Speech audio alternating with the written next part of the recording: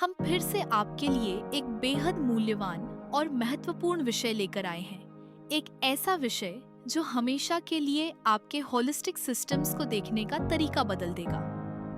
यह आज का टॉपिक ही हमारे सिस्टम को एक अलग पहचान दे सकता है और हमें फिर से सोचने पर मजबूर कर सकता है।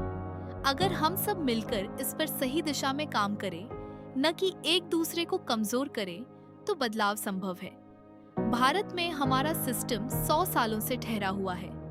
लाखों प्रैक्टिशनर आज भी राह देख रहे हैं, प्रैक्टिस कर रहे हैं, लेकिन जोड़ तोड़ के साथ। लेकिन यूके और यूरोप में, जहां यह सिस्टम पहले मौजूद भी नहीं था, वहां आज यह अपनी पुरानी खोई हुई पहचान वापस पा रहा है। और यह पहचान किसी और ने नहीं, बल्कि भारत के एक सपूत ने बनाई है, जिसने अपने सिस्टम को विश्व स्तर पर चमकाया है। सिस्टम आज ग्लोबल लेवल पर उभर रहा है। हॉलिस्टिक और कैम दुनिया में एक बात बहुत साफ समझनी चाहिए। कुछ सिस्टम इंडिपेंडेंट होते हैं और कुछ नहीं। एक इंडिपेंडेंट सिस्टम पूरी तरह अपने दम पर खड़ा होता है। उसकी अपनी फिलॉसफी होती है, अपने सिद्धांत होते हैं, अपनी डायग्नोसिस होती है, अपनी रेमेडीज होती हैं, अपनी डोसेज होती है और अपना पूरा ट्रीटमेंट सिस्टम होता है। उसे किसी दूसरे मेडिकल सिस्टम पर निर्भर रहने की जरूरत नहीं होती। मॉडर्न मेडिसिन ने पिछले 100 सालों में अपने पुराने ज्ञान को विज्ञान के साथ मिलाकर नई पहचान बना ली और जड़ी बूटी आधारित चिकित्सा पीछे रह गई। कारण साफ है, उन्होंने अपडेट किया, रिसर्च किया और अपने सिस्टम को आधुनिक बनाया। उन्होंने अपनी पुरानी वैल्यू को नया वैज्ञानिक रूप दिया। तो आप सब आज भी लो लेवल पर प्रैक्टिस क्यों कर रहे हो, जबकि आप एक पावरफुल सिस्टम के पहरेदार हो? आधुनिक तरीके से प्रैक्टिस क्यों नहीं करते? अब भी बाबा आदम के जमाने की प्रैक्टिस क्यों कर रहे हो? यह सवाल बहुत बड़ा है और इसी सवाल में ही सबके उत्तर छिपे हुए हैं। अगर हम इस प्रश्न को समझ लें, तो आगे का रास्ता अपने आप खुल जाता है। आयुर्वेद इंडिपेंडेंट है, चाइनीज चिकित्सा इंडिपेंडेंट है, होम्योपैथी इंडिपेंडेंट है, यूनानी, सिद्धा, नेचुरोपैथी, काय चिकित्सा, कायरोप्रैक्टिक, ऑस्टियोपैथी और एक्यूपंक्चर भी इंडिपेंडेंट सिस्टम्स हैं। हर सिस्टम की अपनी सोच, अपनी डायग्नोसिस और अपनी रेमेडी स्ट्रक्चर होती है। गैर इंडिपेंडेंट सिस्टम दूसरों से उधार लेते हैं। हर्बलिज्म, फूड सप्लीमेंट्स, आयुर्वेद चिकित्सा और आधुनिक फाइटोथेरेपी से उधार लेता है। योग थेरेपी तब गैर इंडिपेंडेंट हो जाती है जब वह एक्सरसाइज हो जाती है, नेचुरोपैथिक डाइट या फिजियोथेरेपी को मिला देती है। सप्लीमेंट आधारित थेरेपी पूरी तरह विटामिन और न्यूट्रास्यूटिकल्स पर निर्भर होती है। मिक्स्ड प्रैक्टिस है, homeopathy plus Ayurveda plus herbal plus allopathy independent नहीं है। यह एक मिश्रित, पहचान रहित सिस्टम बन जाता है।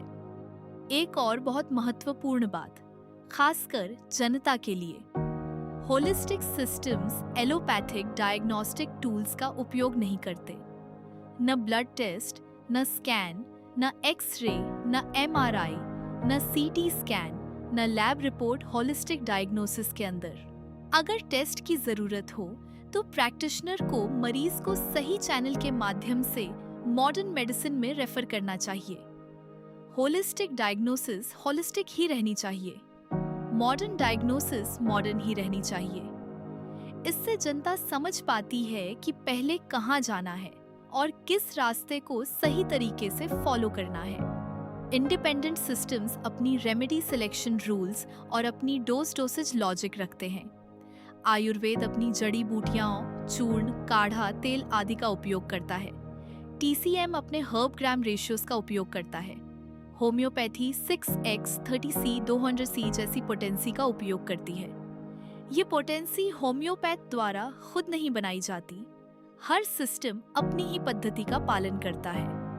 न ब्लाइंड डोसिंग, न अदर्स रेमेडीज, न मिक्सिंग। नॉन इंडिपेंडेंट सिस्टम अपनी सूची से बाहर की रेमेडीज इस्तेमाल करना, दूसरे सिस्टम की डोज कॉपी करना या बिना समझे मिश्रण करना, इससे सिस्टम की प्योरिटी टूट जाती है।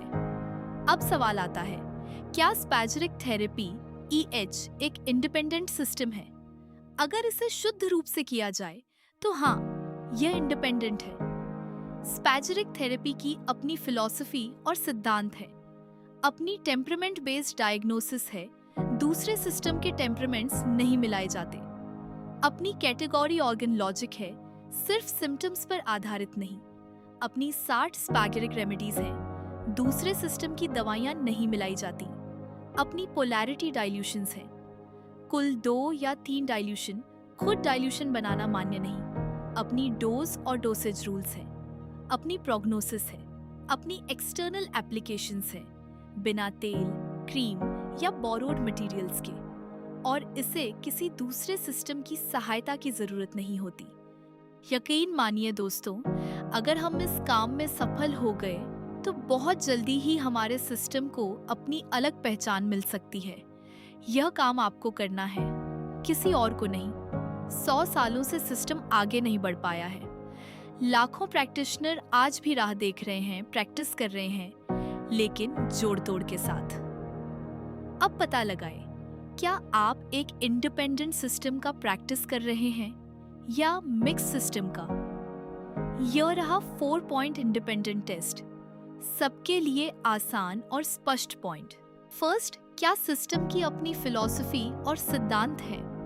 सेकंड, क्या सिस्टम अपनी ही डायग्नोसिस करता है, टेम्परामेंट या सिस्टम डायग्नोसिस लॉजिक के साथ? मॉडर्न टेस्ट्स सिर्फ रेफरल के माध्यम से हों।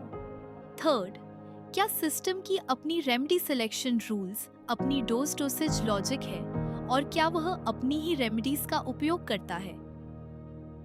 क्या सिस्टम अपनी ही प्रोग्नोसिस देता है बिना किसी दूसरे सिस्टम की रेमेडीज या सपोर्टिव थेरेपीज पर निर्भर हुए? अगर चारों जवाब हाँ हैं, सिस्टम इंडिपेंडेंट है। अगर एक भी नहीं है, सिस्टम मिक्स्ड या गैर इंडिपेंडेंट है। इंडिपेंडेंट प्रैक्टिस स्पष्टता, शुद्धता और भरोसेमंद परिणाम देता है। मिक्स्ड प्रैक्टिस भ्रम पैदा करता है और सिस्टम को कमजोर करता है। सही रास्ता चुनें, इंडिपेंडेंट प्रैक्टिस करें। विनोद कुमार के रिसर्च के अनुसार पूरे यूरोप में होलिस्टिक थेरेपीज बहुत बड़े स्तर पर प्रैक्टिस की जाती है और वहाँ हर मेडिकल सिस्टम को सम्मान और महत्व दिया जाता है। जिसका काम उसी को साझे दूसरा करे, तो ढोल बाजे जहाँ मेडिकल डायग्नोसिस की जरूरत है, वहाँ मॉडर्न मेडिसिन यानी एलोपैथिक चिकित्सा को ही करना चाहिए। जहाँ हर्बल यानी पौधों की शक्ति काम करती है, वहाँ वही करना चाहिए। जहाँ होम्योपैथी यानी डाइल्यूटेड पानी में दवा की ऊर्जा काम करती है, वहाँ वही करना चाहिए। जहाँ नेचुरोपैथी यानी प्रकृति से उपचार की जरूरत है, वहाँ वही करना चाहिए। और जहाँ स्पैजेरिक थेरेपी यानी बैक टू नेचर एनर्जी की आवश्यकता है, वहाँ वही करना चाहिए। हर सिस्टम का अपना क्षेत्र है और हमें उसी क्षेत्र में काम करना चाहिए। यही संतुलन हमें पहचान देता है और यही तरीका सिस्टम को आगे बढ़ाता है। आशा करते हैं दोस्तों, आपको यह विषय अच्छा लगा होगा। अगर हाँ, तो आज से ही दुनिया के इस शक्तिशाली स्पैजेरिक सिस्टम को सही ढंग से अपनाइए और अपनी पहचान खुद बनाइए, वरना जोड़ तोड़ की प्रैक्टिस करते रहिए, कोई रोक नहीं। लेकिन याद रखिए, पहचान जोड़ तोड़ से नहीं बनती, सही सिस्टम से बनती है। धन्यवाद। अगले एपिसोड में फिर मिलेंगे।